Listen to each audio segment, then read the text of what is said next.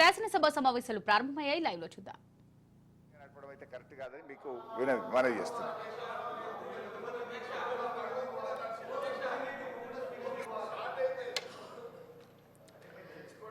రైతు భరోసాపై స్వల్ప వ్యవధి చర్చ. గౌరవ మంత్రి గారు.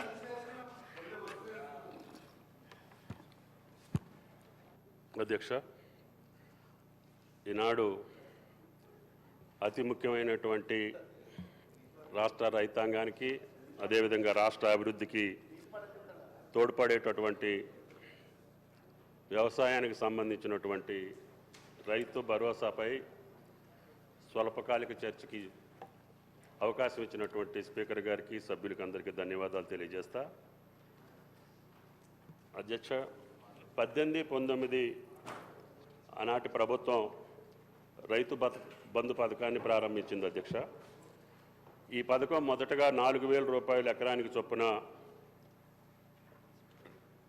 పంటకి అదేవిధంగా 2 దఫాలుగా నమోదు చేసి భూ యజమానులకు అదేవిధంగా ROFR పట్టాదారులందరికీ కూడా 19-20లో ఈ సహాయాన్ని 5,000కి పెంచడం జరిగింది. అధ్యక్ష, ఈ పథకం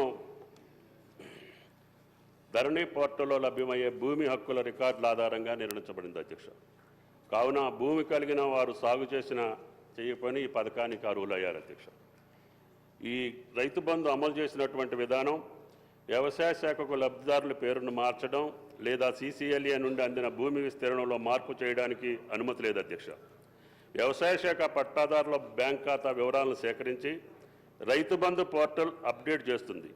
ఆ ప్రకారంగా RBI యొక్క యూకుబేర్ ప్లాట్ఫారం ద్వారా భూమి యాజమాన్యం విస్తీర్ణానికి అనుగుణంగా రైతుల బ్యాంక్ ఖాతాలకు నేరుగా ప్రయోజనాలు బదిలీ చేయబడుతున్నాయి. అధ్యక్ష, ప్రతి పంట కాలానికి ముందు CCLA కమిషనర్ నుండి గిరిజన సంక్షేమ శాఖ నుండి సేకరించిన పట్టాదారుల డేటా మరియు ROFR పట్టాదారుల ఆధారంగా ఈ పథకం కింద సాయం అందించడం జరిగింది. అధ్యక్ష, ఈ పథకం ప్రారంభమైనప్పటి నుండి 12 సీజన్లకు గాను 80,000 కోట్ల 453.41 కోట్లు రైతు బంధు కింద రైతులకు విడుదల చేయడం జరిగింది. అధ్యక్ష, అయితే 23-24కు సంబంధించినటువంటి సహాయం 7,625.14 కోట్లు మాత్రం మా ప్రభుత్వం చెల్లించింది. అధ్యక్ష, 18 వరకు పంటల సర్వే రెవెన్యూ శాఖ ద్వారా జరిగేది. అధ్యక్ష, అందులో గ్రామం వారీగా పంట వారీగా విస్తీర్ణాన్ని కంటి అంచనాలతో ఉజ్జాయింపుగా చేసేవారు.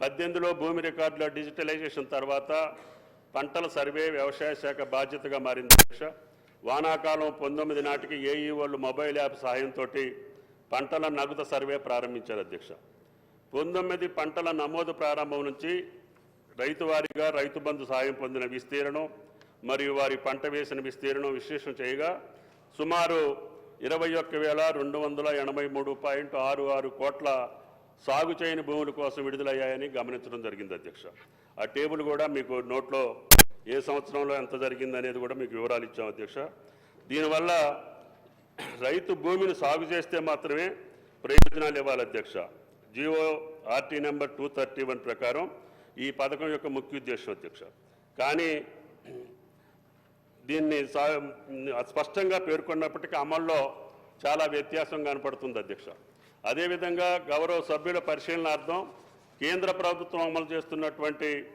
PM కిసాన్ యోజన కూడా ఈ యొక్క టేబుల్లో మీకు పొందుపరచడం జరిగింది. అధ్యక్ష, దీనికోసం ఈ యొక్క విధి విధానాలని రూపకల్పన చేయటం కోసం ఆర్థిక మంత్రి ఆధ్వర్యంలో క్యాబినెట్ గౌరవ ముఖ్యమంత్రి గారి ఆదేశాల మేరకి ఒక సబ్ కమిటీని ఏర్పాటు చేసుకొని దీని యొక్క విధి విధానాలని సక్రమంగా గతంలో మాదిరిగా కాకుండా పకడ్బందీగా రైతులకి సాగు చేసినటువంటి భూములకి ఇచ్చేటటువంటి పద్ధతులు ఏదైనా ఉంటే మీరు పరిశీలన చేయమని చెప్పి సబ్ కమిటీకి ఏర్పాటు చేయడం జరిగింది. అధ్యక్ష, దాంట్లో భాగంగానే సబ్ కమిటీ రైతు భరోసా పథకం కోసం ప్రమాణాలు మరియు నిబంధనల కోసం అభిప్రాయాలు సేకరించేందుకు రాష్ట్ర వ్యాప్తంగా వివిధ వర్గాలతో వివిధ జిల్లాల్లో సమావేశాలు నిర్వహించాం.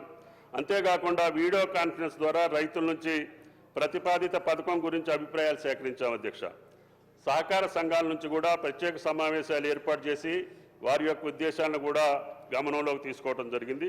ఇప్పటికే వివిధ మార్గాల ద్వారా అభిప్రాయాన్ని సేకరించిన గౌరవ ముఖ్యమంత్రి గారి ఆదేశాల మేరకు జనవరి నుండి అమలు చేయ తలపెట్టినటువంటి రైతు భరోసాకు సంబంధించి గౌరవ సభలో సభ్యుల యొక్క అభిప్రాయాలు కూడా తీసుకొని వీటిని కూడా క్రోడీకరించుకొని భవిష్యత్తులో రైతు భరోసా యొక్క విధి విధానాలని ప్రకటించి రేపు సంక్రాంతి పండుగ నుంచి రైతు భరోసా ఇవ్వాలనేది ప్రభుత్వం యొక్క ఆలోచన అధ్యక్ష. కాబట్టి దయచేసి గౌరవ సభ్యులు గతంలో జరిగినటువంటి విధి విధానాలను కూడా మీ ముందుంచాం, అక్కడ జరిగినటువంటి లోపాలు కూడా మీ దృష్టిలో పెట్టాం. కాబట్టి రేపు రాబోయే రోజుల్లో నిజమైనటువంటి సాగు చేసినటువంటి రైతుకి ఏ రకంగా ఇవ్వాలి అనేది మీ సూచనల ద్వారా తీసుకొని తప్పకుండా సంక్రాంతి పండుగ కల్లా విధి విధానాలు రూపకల్పన చేసి సంక్రాంతికి రైతు భరోసా ఇవ్వడానికి ఈ ప్రభుత్వం సిద్ధంగా ఉందని చెప్పి విజ్ఞప్తి చేస్తూ కేంద్ర ప్రభుత్వం యొక్క పథకంలో ఉన్నటువంటి విధి విధానాలు కూడా మీ ముందుంచాం అధ్యక్ష. వీటిని అన్నింటినీ గమనించి మీ అమూల్యమైనటువంటి సూచనలు ఇచ్చి రాష్ట్ర రైతాంగాన్ని సక్రమమైనటువంటి మార్గంలో ఈ పథకం అమలు చేసే స్థితికి మీ సూచనలు ఉండాలని చెప్పి గౌరవ సభ్యులు కోరుకుంటూ సెలవు అధ్యక్ష.